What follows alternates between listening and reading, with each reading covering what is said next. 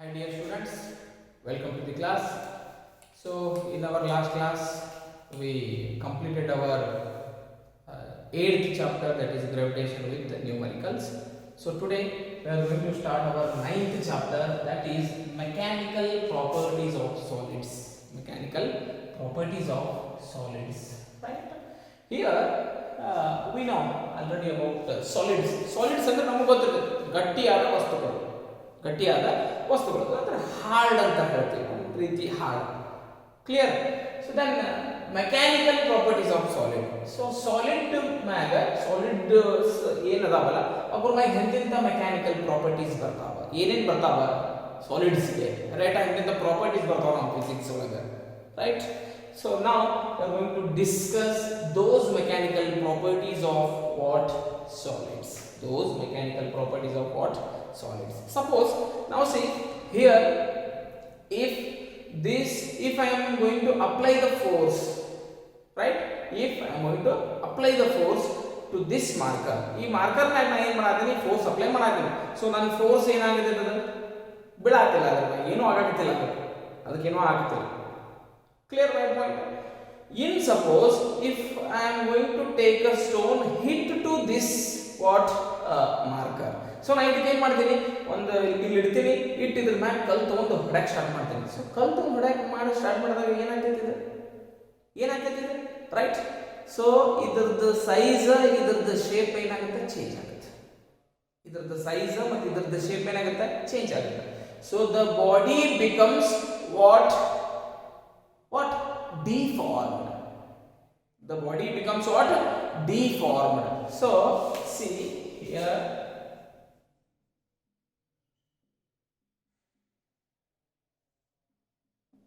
so deform ಆಗೋದು ಅಂತ ಹೇಳ್ತೀವಿ. ಡಿಫಾರ್ಮ್ ನಾರ್ಮಲ್ ಇದ್ದಿದ್ದು, ಸೊ ಹಿಂಗಿದ್ದು ಹಿಂಗಾಗೋದು, ಹಿಂಗೈತಿ ಸದ್ಯ ಇದು ಹಿಂಗಾಗೋದು. ಕ್ಲಿಯರ್? ಸೊ ಸೈಜ್ ಒಳಗೆ ಶೇಪ್ ಒಳಗೆ ಏನಾಯ್ತು, ಚೇಂಜ್. ಇದು ಹಾಕಿದ್ಮೇಲೆ ಸ್ವಲ್ಪ ಸೈಜ್ ಏನಾಗುತ್ತೆ, ಸ್ವಲ್ಪ ಜಾಸ್ತಿ ಇರುತ್ತೆ. ಇದನ್ನ ತೆಗೆದ್ರೆ ಸೈಜ್ ಏನಾಗುತ್ತೆ. Again we are going to apply the force here. Suppose if we are going to take the ball, sponge ball, right? ಅಕಸ್ಮಾತ್ ಈಗ ವಾಲಿಬಾಲ್ ತಗೋತೀವಿ ನಾವು. ವಾಲಿಬಾಲ್ ನೋಡ್ಬೇಕಾದ್ರೆ, ವಾಲಿಬಾಲ್ ತಗೋಬೇಕಾದ್ರೆ ಬ್ಯಾಗ್ ಹಿಡಿದಾಗ ಹವಾ ಒಂದು ಸ್ವಲ್ಪ ಕಡಿಮೆ ಇರ್ತೈತೆ, ಅದನ್ನ ಹವಾ ಬತ್ ಹಿಂಗೆ ಹಿಡಿದಾಗ ಸೊ ಅದೇನಾಗುತ್ತೆ, ಹಿಂಗೆ ಮಣಿಸಿದಾಗ ಸೊ ನಾವು ಫೋರ್ಸ್ ಹಾಕಿದಾಗ ಅದೇನಾಗುತ್ತೆ, ಸ್ವಲ್ಪ ಒಳಗೆ ಹೋಗುತ್ತೆ.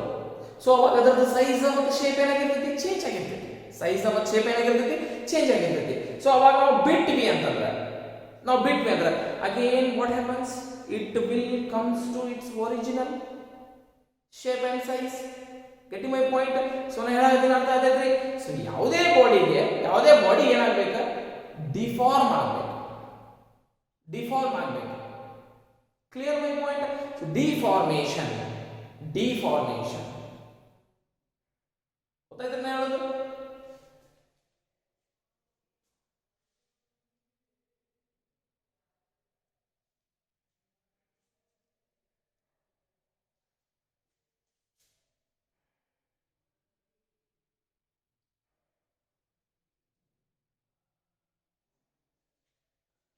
ರೈಟ್, ಏನು ಹೇಳಿದ್ರಿ ನಾನು?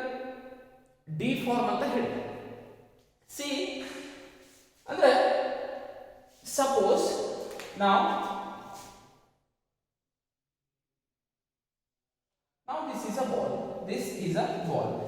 To this ball I am going to apply some external force.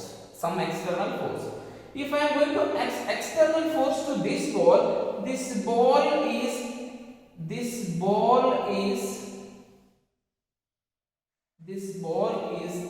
changing its shape and size. ಇಷ್ಟು ಸೈಜ್ ಏನಾಯ್ತು, ಹಿಂಗಿತ್ತು, ಹಿಂಗಿದ್ದಿದೆ ಅಂದ್ರೆ ಹಿಂಗಾಯ್ತು, ಇಷ್ಟು ಒಳಗೆ ಹೋಯ್ತು, ರೈಟ್? ಸೊ ಇದನ್ನ ಏನಂತ ಕರಿತೀವಿ, ಡಿಫಾರ್ಮ್ ಅಂತ ಕರಿತೀವಿ. Deform, right? Now I am going to say a body is said to be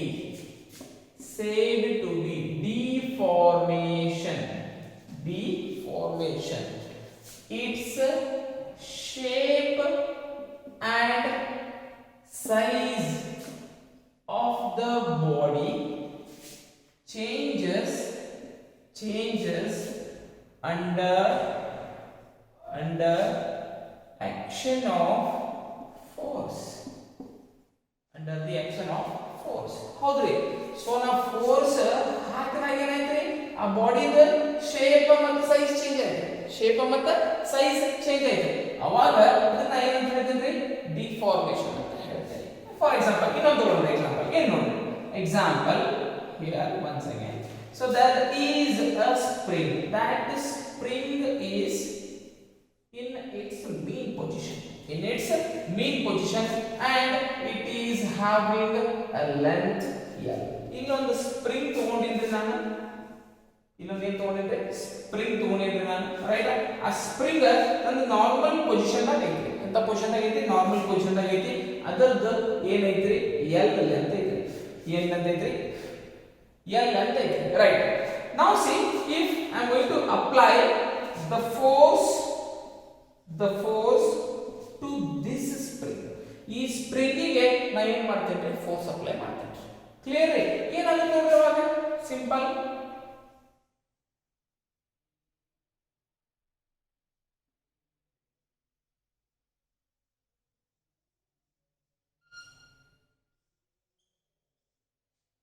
ನೋಡ್ರಿ, ಇಲ್ಲಿ ಏನಿತ್ರಿ, ಫೋರ್ಸ್ 0 ಇತ್ರಿ. ಇಲ್ಲೇ ನಾ ಏನ್ ಮಾಡೀನಿ, ಫೋರ್ಸ್ ಅಪ್ಲೈ ಮಾಡಿದ್ರಿ, ಅಂದ್ರ ಫೋರ್ಸ್ 0 ಇಲ್ರಿ. ಫೋರ್ಸ್ ಏನಿಲ್ರಿ, 0 ಇಲ್ರಿ. So then there is another new length. There is another new length, that is L dash. That is L dash. Clear my point? ನೋಡ್ರಿ, ವಿಚಾರ ಮಾಡ್ರಿ. ಸೊ ಇದ್ರಾಗ ಸಾಕಷ್ಟು ನಾ ಡೆಫಿನೇಷನ್ ತೆಗಿಬಹುದು. ಇದ್ರಾಗ ಸಾಕಷ್ಟು ಡೆಫಿನೇಷನ್ ಬರ್ತಾವೆ. ಒನ್ ಬೈ ಒನ್ ಹೇಳ್ಕೊತ ಹೋಗ್ತೀನಿ, ರೈಟ್. ಈಗ ನೋಡ್ರಿ, ಇದನ್ನ ಫೋರ್ಸ್ ಅಪ್ಲೈ ಮಾಡಿದಾಗ ನನ್ನ ಮೀನ್ ಪೊಸಿಷನ್ ಐತಿ. ಫೋರ್ಸ್ ಅಪ್ಲೈ ಮಾಡಿ ಬಿಟ್ಟೆ ಅಂತಂದ್ರೆ, ಈ ಫೋರ್ಸ್ ಅಪ್ಲೈ ಮಾಡಿದೆ ಅಂತಂದ್ರೆ ಬಾಡಿ ಏನಾಗ್ತೈತ್ರಿ, ಶೇಪ್ ಸೈಜ್ ಒಳಗ ಚೇಂಜ್ ಆಗ್ತೈತ್ರಿ. ಶೇಪ್ ಸೈಜ್ ಒಳಗ ಚೇಂಜ್ ಆಗ್ತೈತಿ. ಅದಕ್ಕೆ ನಾ ಏನಂತ ಹೇಳ್ತೇನ್ರಿ, ಡಿಫಾರ್ಮೇಷನ್. ಅದಕ್ಕೆ ನಾ ಏನಂತ ಹೇಳ್ತೇನ್ರಿ, ಡಿಫಾರ್ಮೇಷನ್, ರೈಟ್. ಈ ಡಿಫಾರ್ಮೇಷನ್ ಆಗ್ಬೇಕಾಗಿತ್ತಂದ್ರೆ ಬಾಡಿ ಇದು ಏನಾಯ್ತು, ಈ ರೀತಿ ಇತ್ತು, ಈ ರೀತಿ ಇದ್ದಿದ್ದು ಈ ರೀತಿ ಆಯ್ತು. ಈ ರೀತಿ ಇದ್ದಿದ್ದು ಈ ರೀತಿ ಆಗಕ್ಕೆ ಏನ್ ಕಾರಣ ರೀ, ಫೋರ್ಸ್ ರೀ. Get my point? If the body is going to be deformed, a force is applying to that body. The force is applying to that body. That force is called deforming force. ಅದಕ್ಕೆ ಎಂತ force ಅಂತ ಹೇಳಿದ್ರೆ ನಾನು, deforming force. ಎಂತ force ರೀ, deforming force. Very important ರೀ. ಈಗ ನೋಡ್ರಿ, ಡಿಫಾರ್ಮೇಷನ್ ಅಂದ್ರ ಏನ್ ಚೇಂಜ್ ಆಯ್ತ್ರಿ, ಶೇಪ್ ಸೈಜ್. ಹೌದ್ರಿ, ಈ ರೀತಿ ಇದ್ದಿದ್ದು ಈ ರೀತಿ ಆಯ್ತ್ರಿ. ಇದು ಶೇಪ್ ಸೈಜ್ ಆಯ್ತು, ಇದು ಸೈಜ್ ಚೇಂಜ್ ಆಯ್ತು. ನೆಕ್ಸ್ಟ್ ರೀ, ಈ ಶೇಪ್ ಮತ್ತು ಸೈಜ್ ಆಗಕ ಕಾರಣ ಏನ್ರಿ, ಫೋರ್ಸ್ ರೀ. ಈ ಫೋರ್ಸಿಗೆ ನಾ ಏನಂತ ಹೇಳಕತ್ತೀನಿ, deforming force. Deforming force. Very important. So this is deformation. This is deforming force. This is what? Deforming force. Right. After this one, we are going to discuss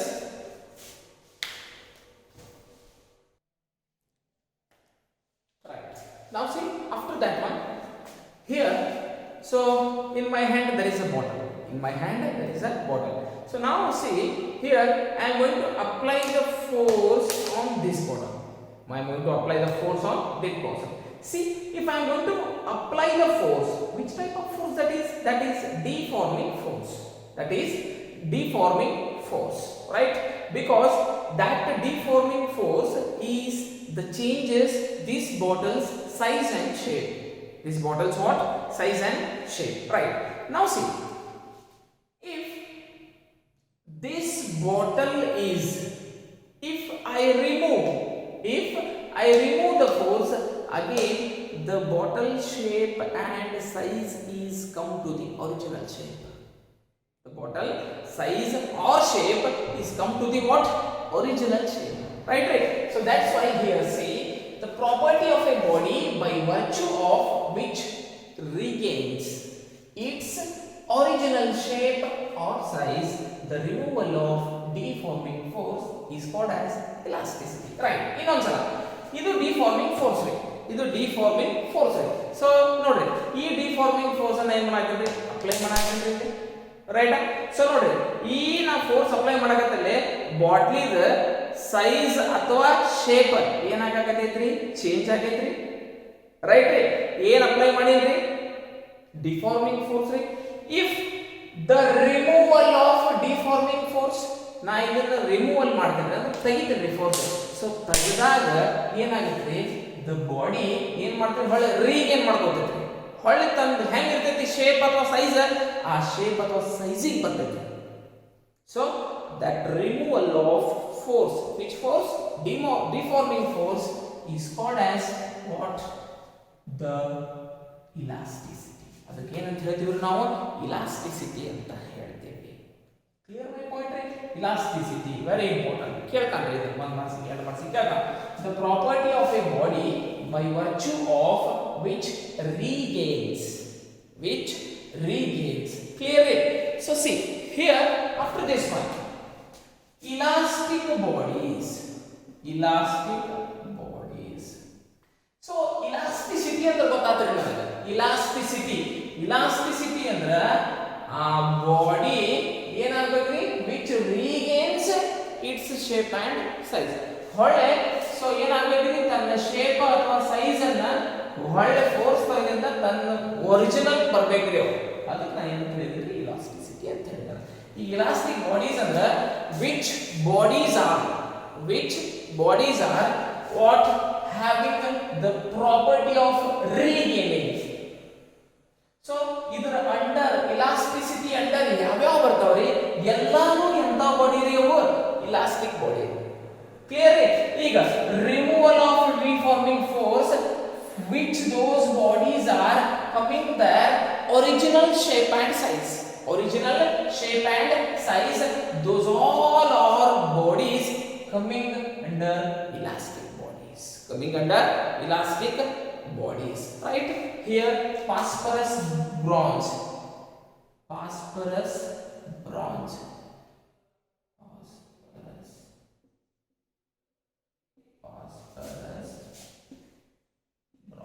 Right.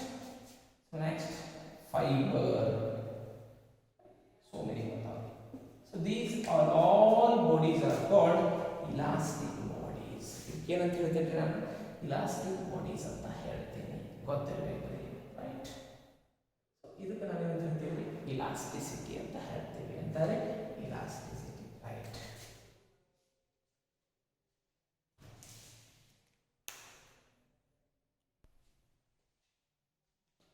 So after that here elastic limit. See it is the maximum deforming force up to which the body regains its property of elasticity. What? Elasticity. So ನಾವೇನ್ ಮಾಡಿದ್ವಿ ಇಷ್ಟೊಂದು elasticity ನೋಡಿದ್ರಿ. ನಾನು ಹೇಳ್ತೇನೆ ನಿಮಗೆ ಈ body ಮ್ಯಾಗ ನಾನು ಫೋರ್ಸ್ ಅಪ್ಲೈ ಮಾಡಾತೀನಿ ಅಂತ ಫೋರ್ಸ್ ಡಿಫಾರ್ಮಿಂಗ್ ಫೋರ್ಸ್ ರೈಟ್. ಈ ಡಿಫಾರ್ಮಿಂಗ್ ಫೋರ್ಸ್ ಅಪ್ಲೈ ಮಾಡಾತೀನಿ ಅಂತಂದ್ರೆ ರೈಟ್ ಆ ಡಿಫಾರ್ಮಿಂಗ್ ಫೋರ್ಸ್ ನಾನು ಬಿಡ್ತೀನಿ ಹಾಕಿದ್ದೆ ಅವಾಗ ಬಾಡಿ ಏನಾಗಿರ್ತೈತಿ ಸೈಜ್ ಶೇಪ್ ಚೇಂಜ್ ಆಗಿದ್ದ. ಸೊ ಏನಾಗ್ತೈತಿ ನಾ ಹೊಳ ಬಿಟ್ಕೊಳ್ಳೋಣ ತನ್ನ ಒರಿಜಿನಲ್ ಶೇಪಿಗೆ ಬರ್ತೈತಿ. It regains its shape and size which type original. ಈ ಬಾಡಿನ ರೀ ಒತ್ತಗ ಫೋರ್ಸ್ ಹಾಕ್ತಿದ್ವಿ ಈ ರೀತಿ ಒತ್ತಗ ಫೋರ್ಸ್ ಅಂದಾಗ ಇದ್ರ ಸೈಜ್ ಮತ್ತು ಶೇಪ್ ಚೇಂಜ್ ಆಯ್ತ್ರಿ ರೈಟ್. ಈ ಹಾಕಿದಾಗ ಈ ಫೋರ್ಸಿಗೆ ಏನಂತ ಕರೆದೈತಿ ನಾ ಡಿಫಾರ್ಮಿಂಗ್ ಫೋರ್ಸ್ ಅಂತ ಕರೆದ. ಕ್ಲಿಯರ್ ರೀ. ಈ ಡಿಫಾರ್ಮಿಂಗ್ ಫೋರ್ಸ್ ತೆಗೆದಾಗ ನಾ ತೆಗೆದ್ರೆ ಬಾಡಿ ರೀಗೇನ್ಸ್ ಇಟ್ಸ್ ಒರಿಜಿನಲ್ ಶೇಪ್ ರೀ. ತಲೆಗೆ ಹೊಡಿದ್ವಿ ಫಸ್ಟ್. ಕ್ಲಿಯರ್ ರೀ. ಆಮೇಲೆ ಈ ಬಾಡಿ ನಾವು ಎಂತ ಬಾಡಿ ಅಂತ ಹೇಳಿದ್ವಿ ಇಲಾಸ್ಟಿಕ್ ಬಾಡಿ ಅಂತ ಹೇಳ್ತೀವಿ. ಈಗ ನೋಡಿ ಇಲಾಸ್ಟಿಕ್ ಲಿಮಿಟ್ ಅಂತ ಹೇಳಕತ್ತೀನಿ. ಇಲಾಸ್ಟಿಕ್ ಲಿಮಿಟ್ ಅಂದ್ರೆ ಏನು? ಈಗ ನಾ ಏನ್ ಮಾಡ್ತೇನೆ ಈ ಬಾಡಿಗೆ ಫೋರ್ಸ್ ಹಾಕ್ತೇನೆ ರೈಟ್ ರೀ. ಈ ಫೋರ್ಸ್ ಹಾಕ್ತೀನಿ ಎಲ್ಲಿ ತನಕ ಹಾಕ್ತೀನಿ ಅಂತಂದ್ರೆ ಇದು ಅಂದ್ರೆ ಒಂದು ಟೈಪ್ ಏನಾಗ್ತದೆ ಮುರಿದು ಬಿಡ್ತೈತೆ ಅಂದ್ರೆ ಒಂದು ಟೈಪ್ ಆಗ್ಬಿಡ್ತೈತೆ ರೈಟ್. ಈ ರೀತಿ ಆಗ್ಬಿಡ್ತೈತಿ. ಸೊ ಈ ಫೋರ್ಸ್ ಹಾಕಿದಾಗ ಈ ಫೋರ್ಸ್ನ ಅಪ್ಲೈ ಮಾಡಿದಾಗ ಫೋರ್ಸ್ ಬಿಟ್ಟಿನ್ರಿ ನಾ ಫೋರ್ಸ್ ಅಪ್ಲೈ ಮಾಡಿದಾಗ ಈ ರೀತಿ ಐತ್ರಿ. ನಾ ಫೋರ್ಸ್ ಬಿಟ್ಟೆ ಕ್ಲಿಯರ್ ರೀ. ನಾ ಈ ಫೋರ್ಸ್ ಬಿಟ್ಟಾಗ ಇದು ತನ್ನ ಒರಿಜಿನಲ್ ಶೇಪ್ ಸೈಜಿಗೆ ಬಂತ್ರಿ, ಬಂದಿಲ್ರಿ. ರೈಟ್ ರೀ. ಅಂದ್ರೆ ಎಲ್ಲಿ ತನ ನಾ ಜೋರ್ ಫೋರ್ಸ್ ಅಪ್ಲೈ ಮಾಡ್ತೀನಿ ಅಂದ್ರೆ ನಾ ಎಲ್ಲಿ ತನ ಫೋರ್ಸ್ ಅಪ್ಲೈ ಮಾಡ್ತಿರ್ತೀನಿಲ್ಲ ಅಲ್ಲಿ ತನಾನು ಅದು ಏನ್ ಬರ್ಬೇಕ್ರಿ, ತನ್ನ regain its original shape and ಸೈಜಿಗೆ ಬರ್ಬೇಕ್ರಿ. ಕ್ಲಿಯರ್ ರೀ. ಅದು ಶೇಪ್ ಈ ಸಲ ನಾ ಫೋರ್ಸ್ ತೆಗೆದಿಂದ ಒರಿಜಿನಲ್ ಶೇಪ್ ಅಂಡ್ ಸೈಜಿಗೆ ಬರ್ಲಿಲ್ಲ ಅಂದ್ರೆ ಅವಾಗ ಅದರದ್ದು ಬಾಡಿದ ಇಲಾಸ್ಟಿಕ್ ಲಿಮಿಟ್ ಏನಂತಂತ್ರಿ, ಮುಗೀತಂತರ್ತ್ರಿ. So that's why we are going to say here it is the maximum deforming force. It is the maximum deforming force up to which the body regains its shape. Its property of elasticity. Its property of elasticity. So ಆ elasticity property ಏನೈತಲ್ರಿ ಅದು ಹೊಳ್ಳಿ regain ಮಾಡುವಂತ ಅತ್ತಷ್ಟು maximum ಏನಿರ್ಬೇಕ್ರಿ, deforming force ಇರ್ಬೇಕ್ರಿ. Regain ಆಗ್ಲಾರ್ದಂಗ ನಾವೇನ್ ಮಾಡಬಾರ್ದ್ರಿ, ಅದ್ರ ಮ್ಯಾಗ force ಹಾಕಬಾರ್ದಂದ್ರೆ ಅವಾಗ ಅದು ಇಲಾಸ್ಟಿಸಿಟಿ ಪ್ರಾಪರ್ಟಿ ಆಗೋದಿಲ್ರಿ. ಇಲಾಸ್ಟಿಸಿಟಿ ಪ್ರಾಪರ್ಟಿ ಆಗುದಿಲ್ಲ, ತಿಳ್ಕೊಬೇಕ್ರಿ. Very important. ಇದನ್ನ ಅದಕ್ಕೆ ಹೇಳಿದ್ದೀನಿ ನಾನು ನಿಮಗೆ. ಏನ್ ಹೇಳಿದ್ರಿ ನಾನು ನಿಮಗೆ ಒಳ್ಳೆ ಎಕ್ಸಾಂಪಲ್ ಕೊಟ್ಟು ಹೇಳಿದೆ ನಿಮಗೆ. ಸೊ ಈ ಬಾಡಿ ಮ್ಯಾಗ ನಾ ಏನ್ ಮಾಡಾಕ್ತೀನಿ, ಫೋರ್ಸ್ ಅಪ್ಲೈ ಮಾಡಾಕ್ತೀನಿ. ಎಷ್ಟು ಫೋರ್ಸ್ ಹಾಕ್ತೀನಿ ಅಂತಂದ್ರೆ ಇದು ಹೊಳ್ಳಿ ಬರುತ್ತಲ್ಲ ಅನ್ನೋದು ಹೊಳ್ಳಿ ಬಂತ ಶೇಪ್ ಸೈಜಿಗೆ ಬಂತ್ರಿ. ಸರ್ ಏನ್ ಮಾಡ್ತಾರ ಅಂತ ತಿಳ್ಕೊಬಾರ್ದು ನೀವು. ಎಕ್ಸಾಂಪಲ್ ರೀ ಇದು, ರೈಟಾ, ಬಂತ್ರಿ ಇದು ಅಂದ್ರೆ ಅಪ್ ಟು ಎಷ್ಟು ನಾವು ಫೋರ್ಸ್ ಹಾಕಿದ್ರು ಇದು ಬರಾದಿಲ್ರಿ, ಏನ್ ಮಾಡಿ ರೀಗೆ ಮಾಡ್ಕೊಳದಿಲ್ರಿ, ಅದು ಇಲಾಸ್ಟಿಕ್ ಲಿಮಿಟ್ ರೀ. ಅದು ಇಲಾಸ್ಟಿಕ್ ಲಿಮಿಟ್ ರೀ. Clear my point. So this is the elastic limit. Right. Next ಈಗ ನಾ ಏನ್ ಮಾಡ್ತೀನಿ, ಫುಲ್ ಇದಕ್ಕೆ ಪೂರ್ತಿ ನಮ್ಗೆ ಮಾಡಿ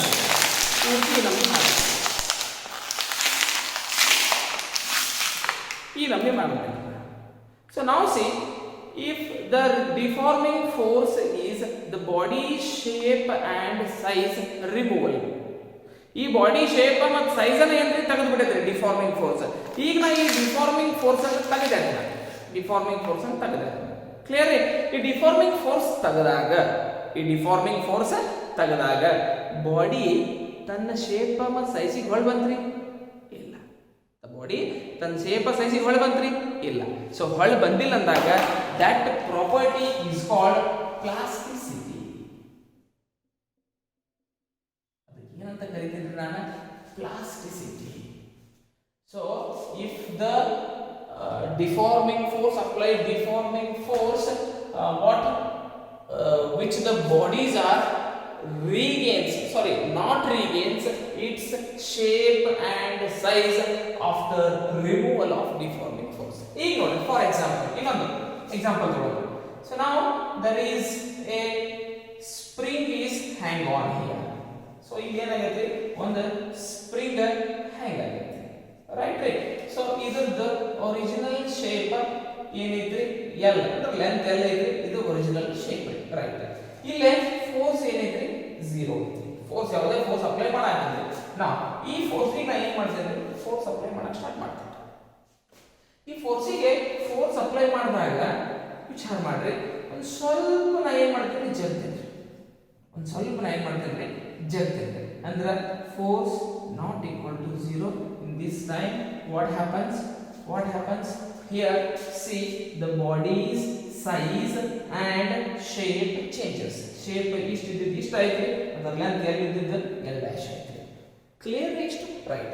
ಈಗ in case ಈ ಫೋರ್ಸ್ ಅನ್ನು ನಾನು ತೆಗೆದೆ ಅಂದ್ರೆ ಹೊಳ್ಳ ಈ ಫೋರ್ಸ್ ತೆಗೆದೆ ಅಂದ್ರೆ so body will regains its shape and size. The body will regains its shape and size. ನಾ ಇದರ ಫೋರ್ಸ್ ತೆಗೆದೆ ಅಂದ್ರೆ ಬಾಡಿ ಮತ್ತೆ ಹೇಗೆ ಆಗುತ್ತದೆ, ಈ ರೀತಿ ಆಗುತ್ತದೆ. So then it is coming under in elastic limit. Clear my point? Right. ಇಲ್ಲೇ ಇದನ್ನ ಹಿಂಗ್ ತಗೊಳ್ಳಿ, ಇಲ್ಲಿ ನಿಂದ್ರಿಸಿಲ್ಲ, ಏನ್ ಫೋರ್ಸ್ ಹಾಕಿಲ್ಲ, ನಾ ಏನ್ ಮಾಡ್ತೇನೆ, ಆ ಫೋರ್ಸ್ ನನಗೆ ಇನ್ನ ಹಾಕಬೇಕಾಗಿದೆ ಅಂತ ಹೇಳಿ ನಾ ಹಿಂಗ್ ಹಾಕ್ಬಿಡ್ತೇನೆ ಫೋರ್ಸ್. ಮತ್ತೆ ಹಿಂಗ್ ಮಾಡಿ ಜಗ್ಗಿಬಿಡ್ತೇನೆ. ಜಗ್ಗಿಂದ ಹೊಳ್ಳಿ ಬಿಡ್ತೀನಿ ನಾನು. ಹೊಳ್ಳಿ ಬಿಟ್ಟ ತಕ್ಷಣ ಸ್ಪ್ರಿಂಗ್ ಏನಾಗುದಿಲ್ರಿ, ಒರಿಜಿನಲ್ ಶೇಪಿಗೆ ಬರೋದಿಲ್ರಿ. ಏನ್ ಬರೋದಿಲ್ರಿ, ಒರಿಜಿನಲ್ ಶೇಪಿಗೆ ಬರೋದಿಲ್ಲ. ಅವಾಗ that body is move into another property that is called plasticity. plasticity. The body which do not regains its shape and size after the removal of deforming force. Now deforming force ರೀ ನೋಡ್ರಿ ಇಲ್ಲಿನೂ ಹಾಕಿದ್ರೆ deforming force ಇಲ್ಲಿ ತಗದಾಗ ಏನಾಯ್ತ್ರಿ ಹೊಳ್ಳೆ ತನ್ನ force ಬಂದ್ರಿ ಇಲ್ಲಿ ನಾ ಏನ್ ಮಾಡಿದ್ರಿ ಫೋರ್ಸ್ ಅಪ್ಲೈ ಮಾಡಿದಾಗ ಬಾಡಿ ಏನಿದೆ ಡೆಲ್ಟಾಕ್ಸ್ ಆಗೈತಿ ಬಟ್ ಈ ಫೋರ್ಸ್ ರಿಮೂವ್ ಮಾಡಕ್ ಹೋಗ್ತೀನಿ ಬಾಡಿ ಹೊಳ್ಳೆ ಎಲ್ಲಿಗೆ ಬರವಲ್ರಿ original ಶೇಪಿಗೆ ಬರವಲ್ರಿ so then the body does not regains its shape and size right. So then the body is coming into the what plasticity. ಈಗ ಫಾರ್ ಎಕ್ಸಾಂಪಲ್ ನೀವೇ ನೋಡ್ರಿ ನಿಮ್ಮ ಚಟಪಟ ಮಾಡೋ ಪೆನ್ ಇರ್ತಾವ್ರಿ ಆ ಪೆನ್ ಒಳಗೆ ಒಂದು ಸ್ಪ್ರಿಂಗ್ ಇರ್ತೈತ್ರಿ ಯಾವಾಗ ಹೊರ ತೆಗೆದಾಗ ಸೊ ನೀವು ಈ ರೀತಿ ಮಾಡ್ತಿರ್ತೀರಿ ಈ ರೀತಿ ಮಾಡಿದಾಗ ಅದೇನಾಯ್ತ್ರಿ ಹಿಂಗ್ ಬಿಟ್ಕೊಳ್ಳೋದು ಹೊರ ಬರ್ತೈತ್ರಿ तो फर्स्ट ಹೆಂಗಿರ್ತದೆ ಹಂಗ ಆಗ್ತಿರ್ತದೆ ನೀವು ಆಟ ಗೀಟ ಆಡ್ತಿರ್ತೀರಿ ಅದ್ರ ಜೊತೆ ಇನ್ ಕೇಸ್ ಒಬ್ಬೊಬ್ರು ತೆಗೆದಾಗ ಹಿಂಗೆ ಹಿಂಗ್ಸಕ್ ಹೋಗಿರ್ತಾರೆ ಹಿಂಗ್ಸೋದ್ನ ಹಿಂಗೆ ಒತ್ತು ಹಿಂಗಿಸ್ಬಿಡ್ತಾರೆ ಹೊಳಗೆ ಕೂಡದೇ ಇಲ್ರಿ ಅವರೆಲ್ಲ ರಗಡ್ ಟ್ರೈ ಮಾಡ್ತಾರೆ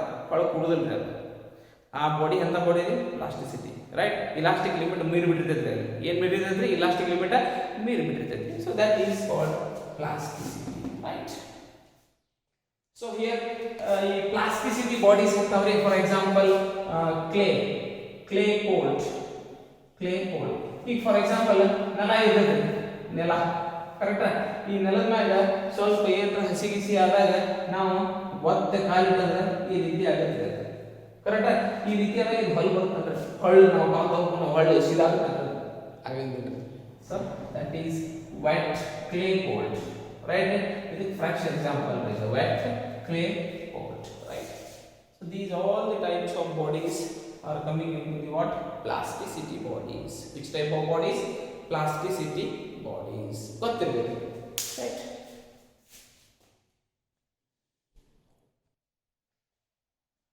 So here next one what mechanical properties of bodies in causes for elasticity. Elasticity ನೋಡಿದ್ವಿ ಇಷ್ಟು ತನಕ elasticity ನೋಡಿದ್ವಿ ರೈಟ್ ಫಸ್ಟ್ ಗೆ ನೋಡಿದ್ವಿ ಡಿಫಾರ್ಮೇಷನ್ ನೋಡಿದ್ವಿ ಆಮೇಲೆ ಡಿಫಾರ್ಮಿಂಗ್ ಬಾಡೀಸ್ ನೋಡಿದ್ವಿ ಆಮೇಲೆ ನೋಡಿದ್ವಿ ಇಲಾಸ್ಟಿಸಿಟಿ ನೋಡಿದ್ವಿ ಇಲಾಸ್ಟಿಕ್ ಬಾಡೀಸ್ ನೋಡಿದ್ವಿ ರೈಟ್ ಇಲಾಸ್ಟಿಕ್ ಬಾಡೀಸ್ ಆಗಿಂದ ಇಲಾಸ್ಟಿಕ್ ಲಿಮಿಟ್ ನೋಡಿದ್ವಿ ರೈಟ್ ಇಲಾಸ್ಟಿಕ್ ಲಿಮಿಟ್ ಆಗಿಂದ ಸೊ ಇಲಾಸ್ಟಿಕ್ ಲಿಮಿಟ್ ದಾಟಿತು ಅಂದ್ರೆ ಏನು ಬರ್ತೈತಿ ಪ್ಲಾಸ್ಟಿಸಿಟಿ ಬರ್ತೈತಿ ಸೊ ದೆನ್ ಪ್ಲಾಸ್ಟಿಕ್ ಬಾಡೀಸ್ ನೋಡಿದ್ವಿ ಪ್ಲಾಸ್ಟಿಸಿಟಿ ನೋಡಿದ್ವಿ clear my point right after that one causes for elasticity so elasticity ಆಗಬೇಕಂದ್ರೆ ಏನು ಕಾಸ್ clear my point now see first one very important every material is made up of number of molecules right so ಪ್ರತಿಯೊಂದು material ನು ಏನಾಗಿರ್ತೈತಿ made up of molecules ಇದೆ ಪ್ರತಿ ಒಂದು ವಸ್ತು ಒಳಗೂ ಏನಿರ್ತೈತಿ ಸಣ್ಣ ಮಾಲಿಕ್ಯೂಲ್ಸ್ ಇರ್ತಾವೆ ಗೊತ್ತಿರಬೇಕು ಯಾವ ಬೆಕ್ಕತ್ ತಗೊಂಡ್ರಿ ಕಲ್ಲು ತಗೋರಿ ಕಟ್ಟಿಗೆ ತಗೋರಿ ಬೆಕ್ಕತ್ ಸಾಲಿಡ್ ತಗೋರಿ ಪ್ರತಿಯೊಂದರಾಗೂ ಏನಿರ್ತಾವ್ರಿ ಮಾಲಿಕ್ಯೂಲ್ಸ್ ಇರ್ತಾವೆ number of atoms number of molecules are there in a material right here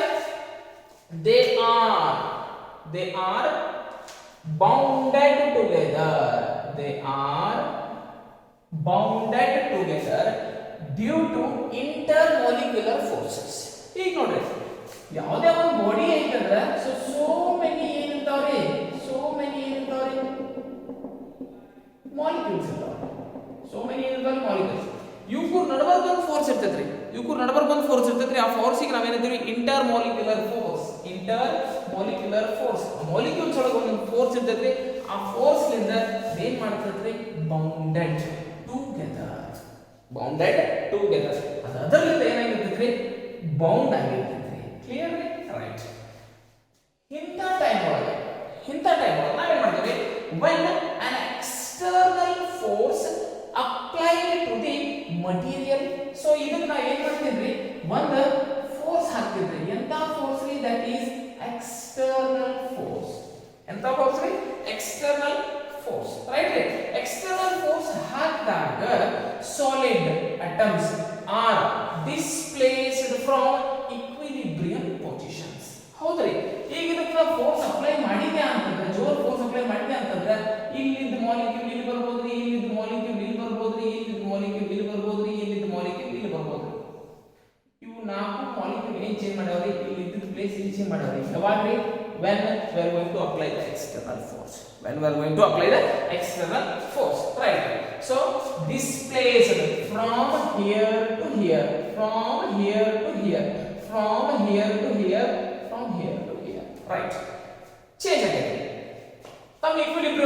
ತಮ್ಮ ಇದ್ದ ಪೊಸಿಷನ್ ಅಲ್ಲಿ ಬಿಟ್ಟು ಬೇರೆ ಕಡೆ ಹೋಗ್ಯಾರ right when the deforming force are removed ನಾವು ಏನು ಫೋರ್ಸ್ ಎಕ್ಸ್ಟರ್ನಲ್ ಅಪ್ಲೈ ಮಾಡಿನಲ್ರಿ ಇದನ್ನ ನಾನು ರಿಮೂವ್ ಮಾಡಿದಾಗ ಇದನ್ನ ಏನು ಮಾಡ್ತೇನ್ರಿ ರಿಮೂವ್ ಮಾಡಿದಾಗ so tend to bring the atoms the intermolecular forces tend to bring the atoms back to their original position ಇದನ್ನ ಏನು ಮಾಡ್ತೇನ್ರಿ ಹೊಳ್ಳೆ ತೆಗೆದುಬಿಡ್ತೇನ್ರಿ external force ತೆಗೆದುಬಿಡ್ತೇನೆ ರಿಮೂವ್ ಮಾಡ್ತೇನ್ರಿ so then what happens here those equilibrium positions where they are came from they are going the same place